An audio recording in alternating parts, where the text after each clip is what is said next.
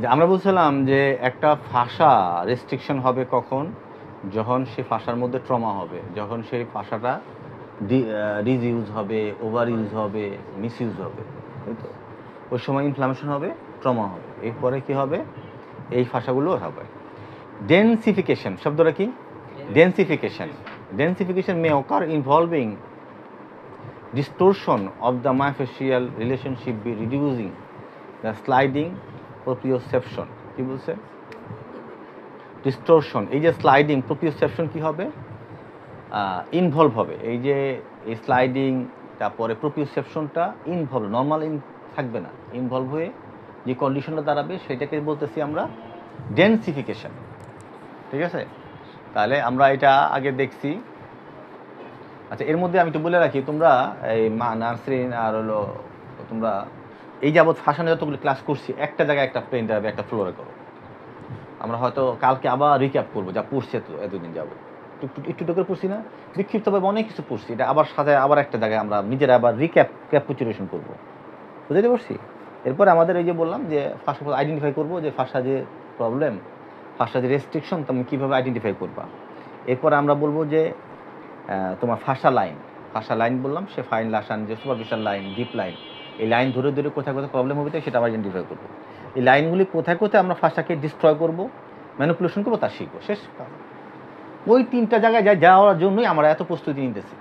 যাবো ওই তিনটা জায়গায়, তিনটে জায়গায় অ্যাসেসমেন্ট, তারপরে লাইন অফ ফাঁসা, তারপর হলো ম্যানিপুলেশন।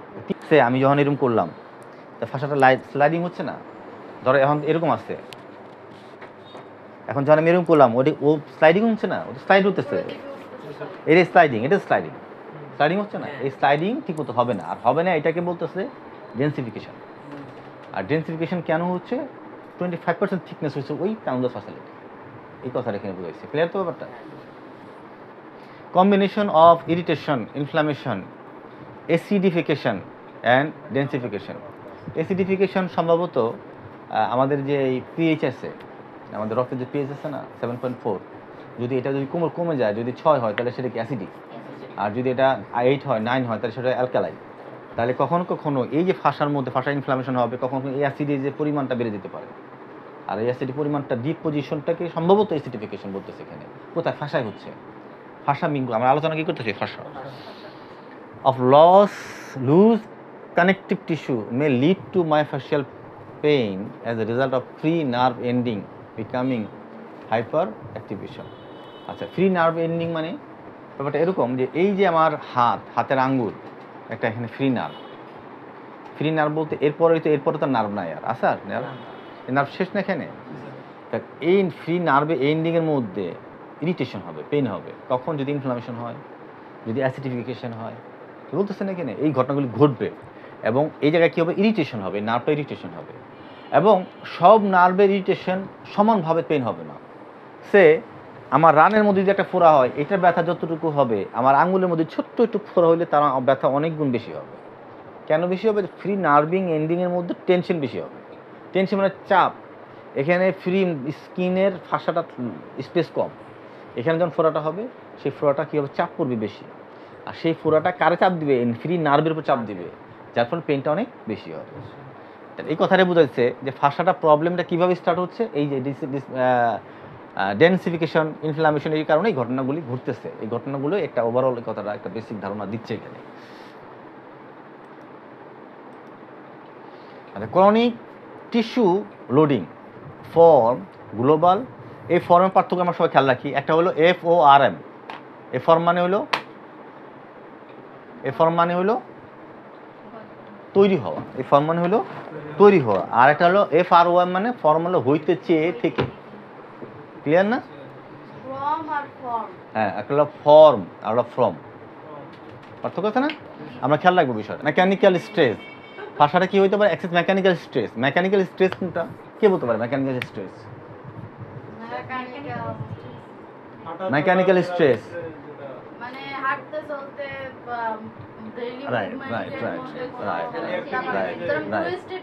রাইট। যেমন এই তোমরা যে বসে আছো, আমি একটা ছোট উদাহরণ দিই।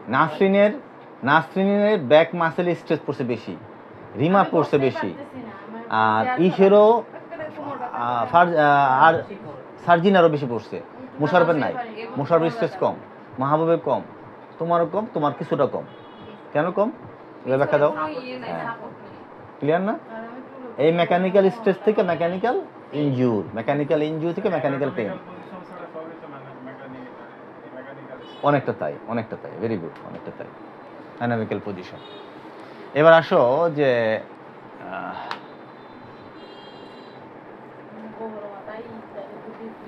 fascia is excessive mechanical stress, inflamed or immobile collagen and matrix deposition become disorganized, resulting in fibrosis and adhesion. খুব খেয়াল করো, এই যে ফাসা যখন মেকানিক্যাল স্ট্রেস হচ্ছে তখন তার মধ্যে বিভিন্ন রকমের যে কোলাজেন ম্যাট্রিক্স আছে অ্যাবনর্মাল ডিপোজিশন হচ্ছে। এর ফলে কি হচ্ছে? এর ফলেই ফাইব্রোসিস তৈরি হচ্ছে, অ্যাডেশন হচ্ছে। আমরা পড়ছিলাম ফাসার মধ্যে হাইলোনিক অ্যাসিড ছিল, মনে আছে? কোলাজেন ছিল, ম্যাট্রিক্স ছিল। এগুলি যখন তোমার স্ট্রেস হবে তখন এগুলি অ্যাবনর্মাল ডিপোজিশন হবে এবং এর ফলে কী হবে? অ্যাডেশন হবে, আর এর ফলে এই ফাইব্রোসিস হবে। এবার ফাইব্রোসিস আর অ্যাডেশন সম্পর্কে একটা ধারণা দিই। আপনারা এই দেখছেন সুপারগুলো দেখছেন, আর সুপারগুলো না, আপনারা এই সলিউশন দেখছেন রিক্সার টায়ারে লাগায় সলিউশন, আঠার মতো গ্লু আর কি, গ্লু যেটা। সুপারগুলো না, সুপারগুলো বোঝা যাবে না, ওইগুলো হলো একটা বলতে পারেন ফাইব্রোসিস। আর পানিটা হলো নর্মাল, পানিটা হলো নর্মাল। এই পানিটা যখন এই গ্লুর মতো শক্ত হয়ে যাবে তখন সেটাই হবে ফাইব্রোসিস আর আপনার অ্যাডেশন। বুঝতে পারছি কথাটা? এটা হবে কখন? এই যে স্ট্রেস থেকে এই অ্যাডেশন হলে পরেই ওই যে তার সমস্ত ফাসার যে মেকানিক্যাল ক্রনিক পেন হবে, আর এগুলি ঘটলেই ওই 25% থিকনেস হবে। কার? ওই যে ডায়মন্ড শেপের মতো থোরাকোলামার ফাসা।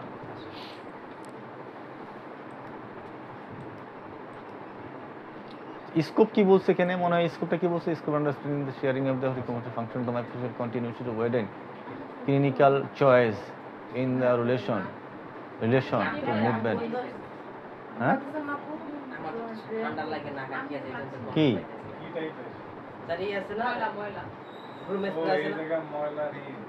ভ্যান দ্বারা আছে হয়তো বা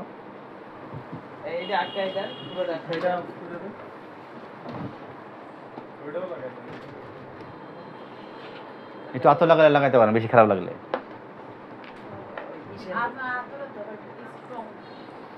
আচ্ছা, understanding load of the myofascial continuity within the clinical choice in relation to movement and exercise treatment, including rehabilitation approach. Choice in the relation to the movement and relation to movement and exercise treatment, including rehabilitation. তাহলে আমরা কি করব? আমরা exercise করব এবং rehabilitation করব, করলে সমস্যাটা দূর হবে।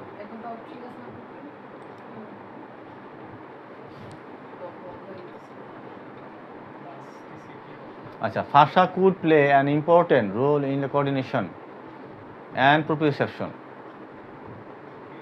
Hence, the consequence of the control of posture and complex movement. Plasticity of the fascia tissue is remarkable. কথাটা কি দাঁড়াইলো এখানে? এই কথাটা একটু বুঝি আমরা। বলতেছে যে ফাসা আমাদের ইম্পর্টেন্ট কাজ করে কখন? প্রোপ্রিওসেপশন এবং কোঅর্ডিনেশন। প্রোপ্রিওসেপশন কোঅর্ডিনেশন কি জিনিস?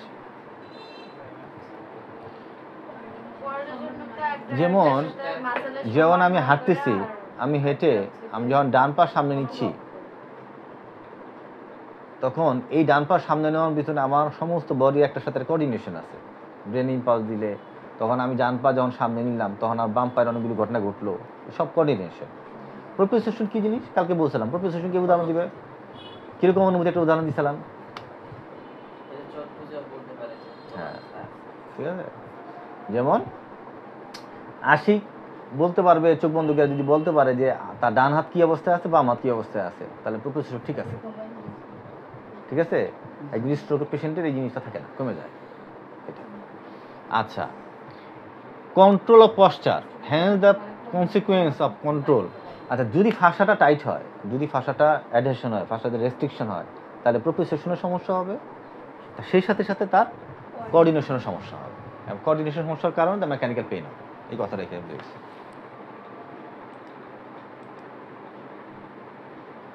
আচ্ছা, এখানে দেখেন বডি সেগমেন্ট ইন ফাসা। এই যে দেখেন সিপি, একটু খেয়াল করেন, একটু তাকাই আমরা এদিকে, এদিকে তাকাই, ঘুমাই না আমরা। সিপি, সিএল, এসসি মানে শোল্ডার জয়েন্ট, এইচইউ মানে হিউমারাস, সিইউ মানে কিউবিটাল ফসা বা কিউবিটাল জয়েন্ট, সিএ মানে হলো তোমার ডিস্টাল ফ্যালেঞ্জেস এরকম একটা, সিএ মনে হয় কার্পাল জয়েন্ট কিনা এটা হাতের, হ্যাঁ আচ্ছা। আর এটা হলো থোরাক্স, এটা হলো লাম্বার, পিভি মানে পেলভিক, এটা হলো সিএক্স মানে হলো থাই, এটা মানে নি, জিএ মানে নি, টিএ মানে হলো টিবিয়া, আর পিএ মানে হলো ফুট পাতা আর কি, বা প্লান্টার ফাসা এরকম।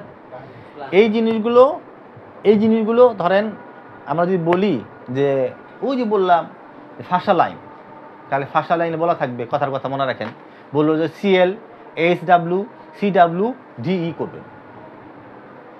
আর খেয়াল করবেন এটা যখন বলবে যে আমরা যখন থিওরি বের করবো যে ফ্রোজেন শোল্ডার হয়েছে, তাহলে ফ্রোজেন শোল্ডার কী করবেন আপনি, তখন এই যে সাপোজ কথাটা এসসি করলেন, এইচডাব্লিউ করলেন, এদিকে সিএল করলেন, সিপি করলেন, এই পয়েন্টগুলো লেখা থাকবে, বা ওইটাই আপনার থিওরি। বুঝতে পারলাম? আবার এমনও হবে যে ক্রস লাইন, ধরেন এই পায়ের সাথে এইদিকে ক্রস, লো ব্যাক পেনে আপনার এদিকে কাজ করবেন, আবার এদিকে কাজ করবেন, তার ফাসা লাইন সোলার বেশে ফাসা লাইন, ডিপ লাইন। তাহলে এইগুলিও আপনার পয়েন্ট আউট, এগুলি ধীরে এগুলি করা হবে।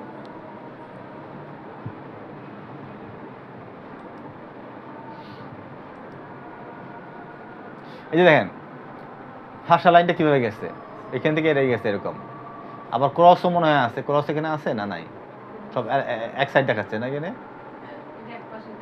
এক পাশ দেখাচ্ছে, বডি সিকোয়েন্স দেখাচ্ছে। দেখেন এই যে কিভাবে যখন আপনি পাটা ব্লক করলেন, উঠাইলেন, তখন কোন হাত সামনে দেখেন তো, বাম হাত সামনে। এইগুলি হলো সিকোয়েন্স আর কি।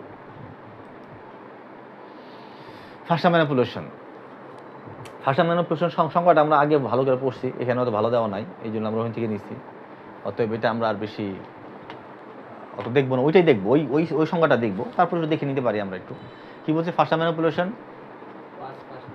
was first known as the neuroconnective manipulation or segmental treatment. Pathologics of locomotor apparatus were the considered as the locate dysfunction of a single body segment. ওই এটা খুব ভালো নাই, আমরা আগেরটাই ভালো পাইছি, এই জন্য আমি এটার চিন্তা করেছি। হাউ ফাসা ম্যানিপুলেশন ওয়ার্ক, কীভাবে ফাসাটা ম্যানিপুলেশন কাজ করে। ফাসা manipulation effect principal the ground substance of the fascia, the ground substance unit cells of the influence their the development, polarity and deviation. যে ফাসা ম্যানিপুলেশন কাজ করে কিভাবে, গ্রাউন্ড সাবস্টেন্সে কি জিনিস, ওই কানেকটিভ টিস্যু, কোন কানেকটিভ টিস্যু যেগুলো বলছি, কোলাজেন, ম্যাট্রিক্স আর অন্য উপাদান যা যা আছে, হাইলোরিক অ্যাসিড, এগুলো নিয়ে কানেকটিভ টিস্যু। এই গ্রাউন্ড সাবস্টেন্সের উপরে আমরা কাজটা করব। গ্রাউন্ড সাবস্টেন্স যদি ম্যানিপুলেশন করতে পারি, ফাসা কাজ হয়ে যাচ্ছে, এই কথাটা বুঝাইতেছি। এই যে ফাসা ম্যানিপুলেশন আমরা কাজ করতেছি, রোগী উন্নতি হচ্ছে কিভাবে, কিভাবে আমরা গ্রাউন্ড সাবস্টেন্সের উপরে কাজ করতেছি। গ্রাউন্ড সাবস্টেন্স কি জিনিস, ওই থেকে বললাম যে কোলাজেন ফাইবার, ম্যাট্রিক্স থেকে।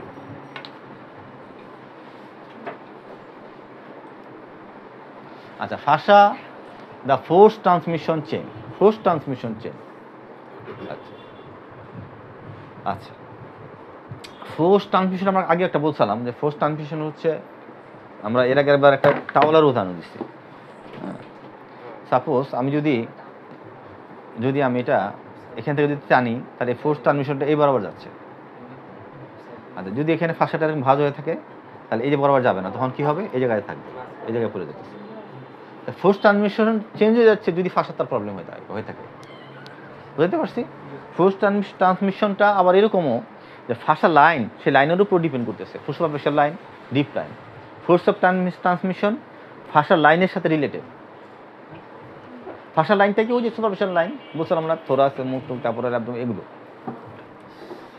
এখানে কি বলছি দেখি আমরা, the unique of ফাসা manipulation is that we are looking at the body as a whole, not just where it hurt or where the problem appear to do. কি বলছে কথাটা খেয়াল করে, the unique of fascia manipulation is that we are looking at the body as a whole, not a just where it worse or where the problem appear to do. বলছে যে এই যে force ট্রান্সমিশনটা আমরা যে কাজ চিন্তা করব, আমরা শুধুমাত্র যে জায়গাটা শক্ত হয়ে আছে, যে জায়গাটা ব্যথা পাচ্ছে ওইটা নিয়ে আমরা চিন্তা করবো না, পুরো বডিটাকে সেগমেন্ট চিন্তা করবো। আমাদের বডিটাকে সবসময় ভাষায় চিকিৎসা করতে গেলে বডিটাকে মনে করতে হবে সর্বদা একটা ইউনিট। ভাষা চিকিৎসা করতে চাইলে আমাদের মনে করতে হবে বডিটা একটা ইউনিট, সেখানে একটা জিনিস চিন্তা করতে হবে না, চিন্তা করলে চলবে না। সেগমেন্ট ধরে কাজ করব কিন্তু মনে করতে হবে আমার পুরো বডিটা একটা ইউনিট। এরপরে আমাদের আরেকটা জিনিস মনে রাখতে হবে যে একই প্রোটোকল সমস্ত রোগীর ক্ষেত্রে আমরা অ্যাপ্লাই করবো না। কালকে ক্লাসে বলছি, এক একটা পেশেন্ট এক এক রকম প্রবলেম নিয়ে আমার কাছে আসবে, ভাষা ম্যানিপুলেশনও আবার এক এক রকম হবে, এটাই মাথায় থাকতে হবে। এক পদ্ধতি সারা জীবন সব জায়গায় আমরা অ্যাপ্লাই করব না। মোস্ট অফ দ্য টাইম ভাষা alteration away from the affected painful area are the actual cause of the problem। বলছে যে যে জায়গাটার প্রবলেম আছে সেখান থেকে অনেক দূরে তার অ্যাফেক্টেড হয়, অল্টারেশন হয়ে যায়। বুঝতে পারছি? টাইম ভাষা alteration away from the affected painful area। সে কথা এই থোরাক্সে আমি এখানে ব্যথা পাইছি অনেকদিন আগে, কথা তার দেখা যাবে আমার কাপ মাসেল পেনটা হচ্ছে। আবার কাপ মাসেলের চিকিৎসা করলে আমার এই জায়গাটা ভালো, বাট চিকিৎসা করতে হচ্ছে অনেক দূরে। প্রবলেমটা এই জায়গায় ছিল, এইটা হলো কাপ মাসেলে, তাহলে কাপ মাসেল চিকিৎসা করলে ব্যথাটা কমে যাবে।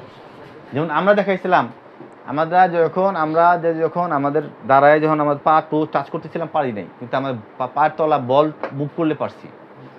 তাহলে প্রবলেমের একটা জায়গায়, তার এফেক্টটা অনেক দূরে।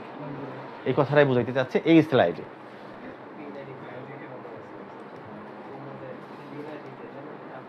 ইপিমাইসিয়াম কি জিনিস? ইপিমাইসিয়াম কি জিনিস? কার layer?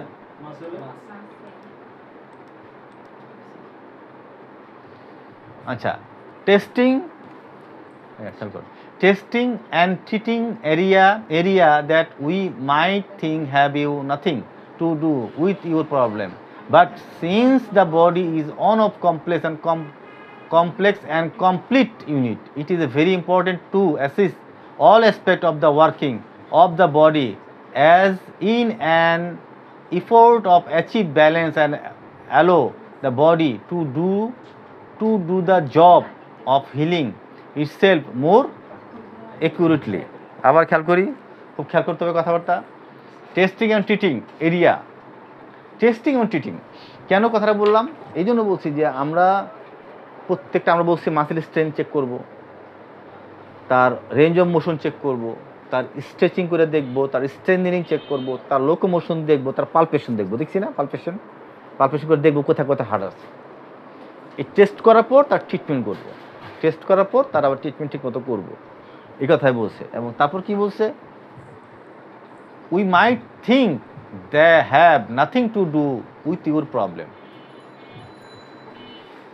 But since the body is one complex and complete unit, it is very important to assess all aspects of the working of the body is an effect of the achieved balance for the body। তাহলে কথা বলছি যে এই যে আমাদের বডির যদি একটা জায়গায় প্রবলেম হয় তার ব্যালেন্সের সমস্যা হবে না? এটা বলছি আমরা, ব্যালেন্সের সমস্যা হবে। তা অতএব আমাকে বডিটার প্রবলেম কারণে অনেক কমপ্লেক্স তৈরি হবে বডিতে, এই কথাটা বলছে। এবং কমপ্লিটলি যদি আমরা সারাইতে চাই তাহলে আমাদের ভাষাগুলো খুব একটা ইউনিট ধরে সেগমেন্ট ধরে কাজ করতে হবে। এর ফলে আমাদের ভাষা ট্রান্সমিশন ফোর্স চেঞ্জ হয়ে যাবে, এর ফলে আমাদের বডি ব্যালেন্সে ফেরত আসবে এবং আবার আমরা সুস্থ হব। মানে মূল কথা হলো আমাদের যখন একটা জায়গায় প্রবলেম হবে তাকে মনে করতে হবে ওই জায়গায় শুধু সীমাবদ্ধ থাকবে না, ওইটা কারণে পরে সমস্ত ট্রান্সমিশন চেঞ্জে তার প্রভাব পড়বে এবং তার কোথায় প্রবলেম পড়ছে সেগুলো আমরা আইডেন্টিফাই করে অ্যাসেসমেন্ট করে বের করে নিয়ে আসবো। সেই অনুযায়ী ভাষা ম্যানিপুলেশন করবো। ভাষা ম্যানিপুলেশন করলে যে ট্রান্সমিশন ফোর্স যেটা ছিল, যেটা অ্যাবনর্মাল ছিল, সেটা নর্মালে এসে রোগী সুস্থ হবে। এই কথাটা মূল সামারি এটা বলছে এখানে। এবং সেটা করতে গেলে কী করবো আমরা? ওই যে আবার সেই অ্যাসেসমেন্ট করবো, সেটা মুভমেন্ট চেঞ্জ করবো, পালপেশন করবো, রেঞ্জ অফ মোশন দেখবো, স্ট্রেংথ দেখবো, তার পজিশন দেখবো, তার বায়োমেকানিক্স দেখবো, দেখে তারপর এটা অ্যাসেসমেন্ট করে আমরা বের করবো কোন ভাষায় তার প্রবলেমটা হয়েছে, ব্যালেন্সটা কোথায় দাঁড়াইছে, কোথায় রেস্ট্রিকশনটা আছে, এটা আমরা আইডেন্টিফাই করব।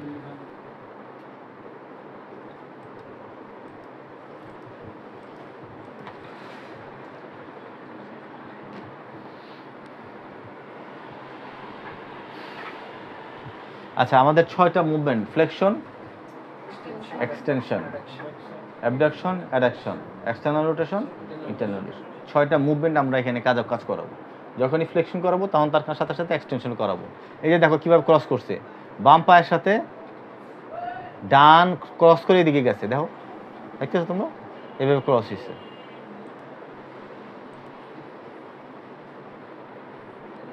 এটা কি ইলিওটিবিয়াল ব্যান্ড, তাই তো? আমরা যেটা আইটি বলি, আইটি ব্যায়াম যেটা বলি, আইটি বলি না রিমা? এই আইটিটাই হচ্ছে যে ইলিওটিবিয়াল ট্র্যাক্ট বা ইলিওটিবিয়াল ব্যান্ড, ঠিক আছে? আচ্ছা, ফাসা manipulation main principal, ফাসা manipulation main principal. আমরা এটা শেষ করে আমরা সামনে আগাবো, আর যাবো না অবশ্যই আমরা। আচ্ছা, কি বলছে দেখেন, যে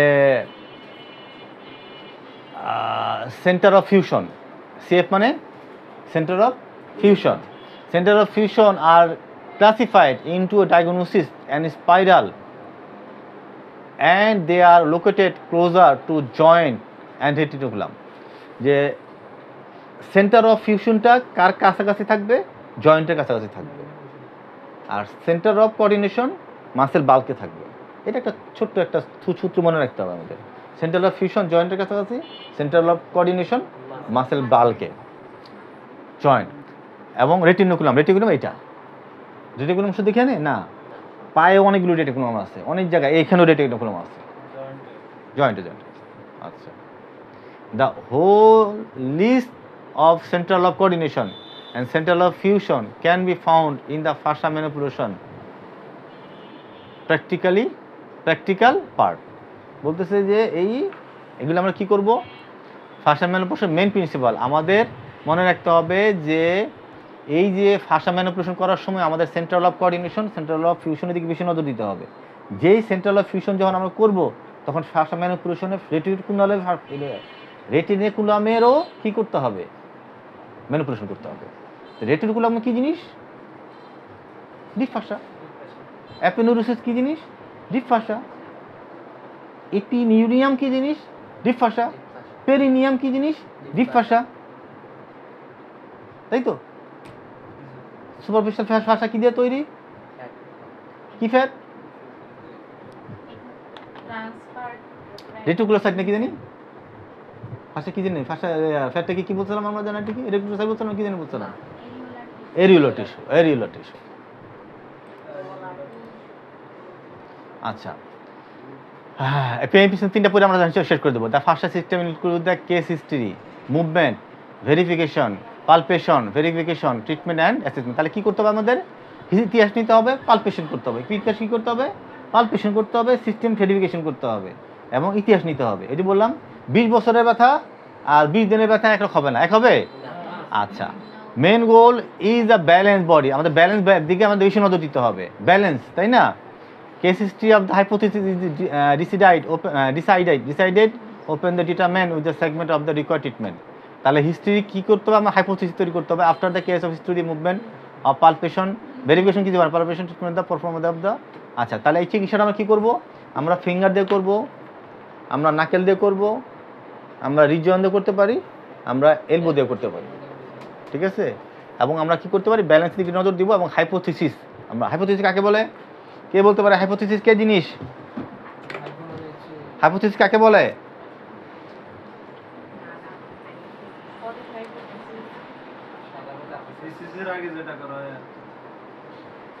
হ্যাঁ, থিসিসের আগে। ভেরি গুড, প্রস্তুতি।